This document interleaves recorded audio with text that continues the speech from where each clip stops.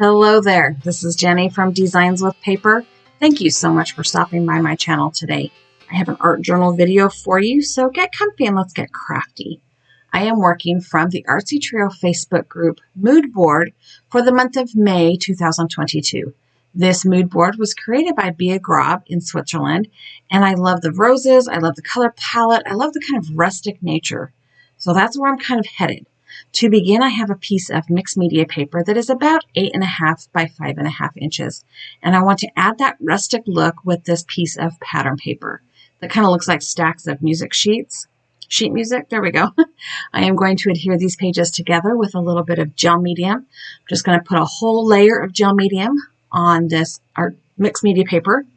And then I will adhere the pattern paper to the top of it. And actually, I think I flip it over. Yeah. I am lining up that bottom corner and the side so that I only have to trim off two sides because that's easier for me.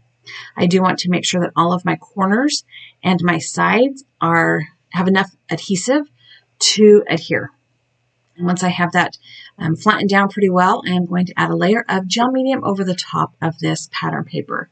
This serves to kind of stiffen the paper and also provides a non-porous surface to work on.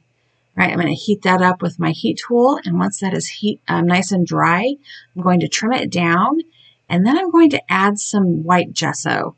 So this is a Liquitex gesso. I want to knock back some of the areas of my background. There's a couple of places where my sticky fingers stuck to the sticky paper and kind of pulled that pattern off, and I just generally kind of want to make the sheet music more of a suggestion than an element or a focal point, maybe. Of course, it's an element. I want to make it more of a suggestion to the background than an actual focal point. And I'm using my fingers to add this gesso, just kind of trying something new. I kind of like how it turned out. It gave me a little bit more control over the amount of gesso that was going on. Yeah, so I don't know. I'll try that again. My next course of action, now that I have this cleaned up and dried off, is to add some blue. So this is a folk art, just a craft paint. It's been in my stash forever. And it looks really bright blue, but it's more like an indigo. And I pulled out a sponge, a wedge of a paint sponge, and I first added the paint onto the background in random places, mostly in the top right and bottom left-hand corners with that sponge. But it felt, it was thicker than I wanted. It was a little bit, you can see the patterning in it just a little bit too much.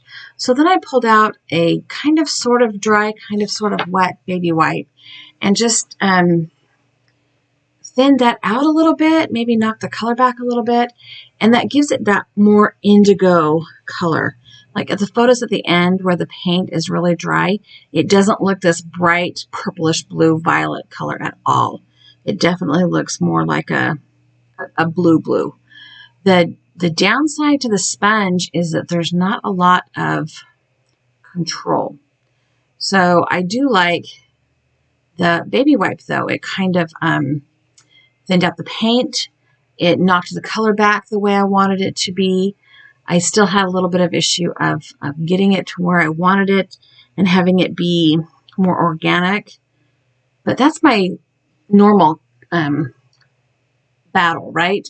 My right brain and my left brain fight for control over how it's supposed to look. And eventually I get it to that kind of knocked back look. I'm going to go ahead and heat set that paint as well. And then I'm going to move on to a little bit of texture. So this is the Crafter's Workshop Art is stencil. Had it in my stash forever. I am going to add some modeling paste with this rubber spatula or silicone spatula through my stencil. This is just to add a little bit of texture. In fact, most of it ends up getting covered up, but there's just enough texture on the page, that it adds another element of that subtle background. I like using texture paste. This is probably my most used stencil because in addition to the texture from the texture paste, it adds that kind of script, the font, right? So my next step is to kind of dirty up those edges, take away that white core, and ink up the edges with an archival ink. This is Potting Soil is the name of the color. And now I'm headed into my focal image. So I found this picture of a bouquet of roses. I just did a Google search for free images, and I have trimmed it all out. I have not gone around it with any kind of blending foam or ink because it just is really, I was worried about it ripping. I just printed it on like a 24-pound copy paper. So it's not cardstock, but it's, and it's not the cheapest paper, but it's not cardstock. So I just wanted to get it onto my page and worry about that white core and the shadowing layer later. I am adding that with the gel medium. I put it on the back of the rose bunch first and then went over the top of the bunch of roses with my brush and heat set that with my heat gun. The next part of my focal image is this blue butterfly. Again, this was a free image I found just Googling it. I'm going to add it with the gel medium as well. And I wanted it at the top, and then I thought, wait, maybe the bottom. Nope, the top. Top, bottom, top, bottom. And I decided to leave it at the top. So I am going to put it right up here. When I cut out this butterfly, I cut off the legs and the antenna. I was not about to try and fussy cut that. And I will add that in with a pen at the end. This is my quote for the page. Be honest, be nice, be a flower, not a weed. And this is attributed to Aaron Neville. I have cut my quote into phrase blocks, and I will adhere the first two phrases in the top left-hand corner. Be honest and be nice. I did forget to take into account where my holes would be punched, so I forgot to punch them before I started adding my quote. And yeah, that was a little bit interesting when I got to the end. I am adding the quotes, be a flower, not a weed, and the Aaron Neville quote block or name block down to the bottom right-hand side of this page. I am liking how the blue paint has faded back. You can see in these photographs or this part of the video now that it's looking a little bit more indigo, less violet, and less violent at that. I mean, it was kind of a bright blue coming out of that bottle. I was a little bit nervous. But yeah, the page came together rather quickly. I just need to heat set the quote blocks, and then I will be ready to finish up the page. So I am going to go ahead and add the shadowing now. I have pulled out a Derwent Inktense color, watercolor pencil in the color charcoal. I'm going to outline everything. I'm going to outline the flowers, the butterfly, the quilt blocks, and then when I've got it all outlined, I am going to go back over it with my water brush. Once this pigment has been activated, it will become permanent, and that is something I'm really liking using on my art journal pages. I like knowing that once I've completely activated that pigment, it can't be smeared anymore. I did decide to go back through and add some of that charcoal color back into the shadows on the flowers and the ribbon. I felt like it had gotten kind of lost with all of the layers. But all in all, I think it turned out kind of how I pictured in my head, minus the whole freaking out about the blue thing and not paying attention to where the holes are going to be punched. Okay, I pulled out a Zig pen to add the antenna and the legs back onto the butterfly. And I'm just kind of drawing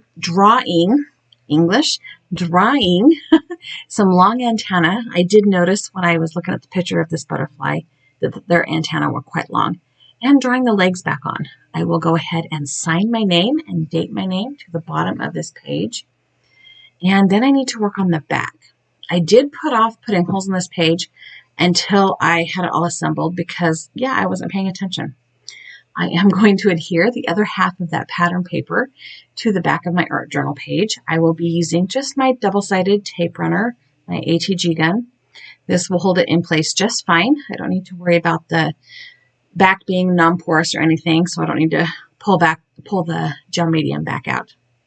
I will do the same thing that I did on the front side. I will align two sides so that I can trim off two sides. I do want to make sure that any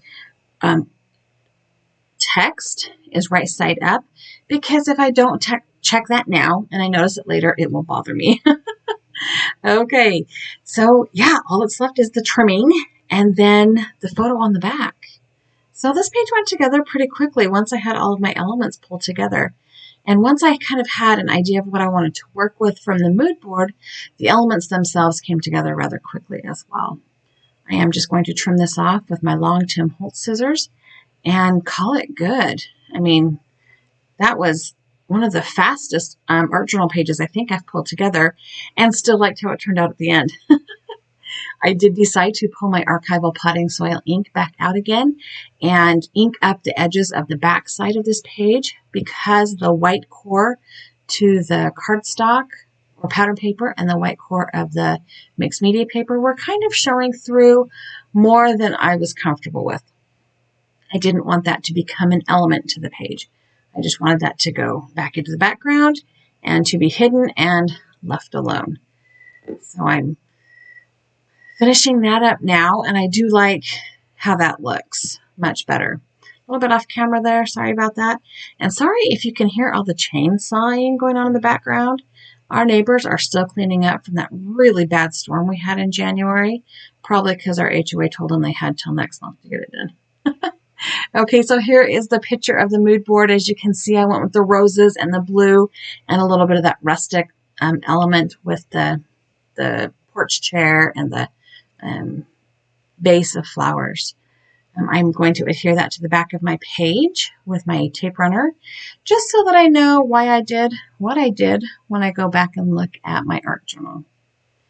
So this was a fun mood board to work with. I love the roses. I love the color palette. I do have some more video or photographs here for you to check out. You can kind of see the texture. Thank you so much for stopping by my channel. Leave me a comment. Let me know, are you a flower or are you a weed? Just kidding. Don't tell me that. Thank you so much for stopping by. I have a couple of videos here for you to check out and a subscribe button. Do me a favor. Have a really fabulous day.